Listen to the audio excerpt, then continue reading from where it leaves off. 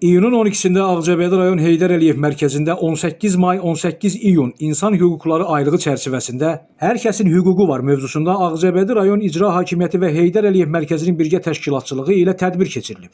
Tədbirdə Ağcabədi rayon İcra Hakimiyyəti, Heydər Əliyev mərkəzi, Azərbaycan Respublikasının Dini Qurumlarla İş üzrə Dövlət Komitəsi Ağcabədi bölgəsi, Ağcabədi rayon Peşə Məktəbinin əməkdaşları və media nümayəndələri iştirak ediblər.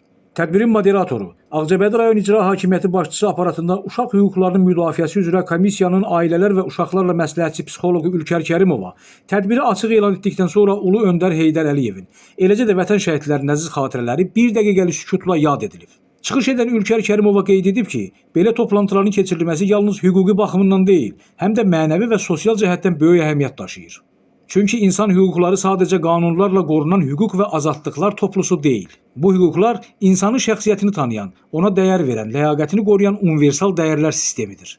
Ancaq təəssüf ki, reallıqda bu hüquqların pozulduğu hallarla qarşılaşırıq. Dünyada milyonlarla insan zorakılığa, ayrı-seçkiliyə və haqsızlığa məruz qalır.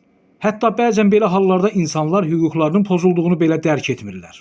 Bu səbəbdən də insan hüquqları barədə danışmaq, müzakirələr aparmaq və ictimai şüuru artırmağın xüsusi önəmi var. Daha sonra Azərbaycan Respublikasının Dini Qurumlarla İş üzrə Dövlət Komitəsi Ağcabədi bölgəsi üzrə şöbə müdiri, tarix üzrə fəlsəfə doktoru Əlizadə Nəcəfov, Vətən müharibəsi iştirakçısı, mərkəzin direktoru əvəzi Ruhin Hüseynov, Ağcabədi rayon Peşə Məktəbinin direktoru Fərrux Rəhimli və Mirzə Fətəli Axundov adına 3 saylı məktəb liseyin psixoloqu Məhbubə İbrahimli çıxışlar ediblər.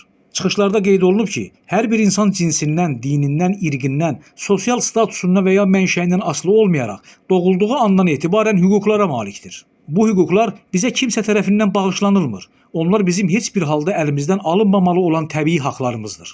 Özünün və digər insanların hüquqlarına hörmətlə yanaşmaq, bu hüquqları qorumaq hər kəsin insanlıq borcu, insanlıq vəzifəsidir.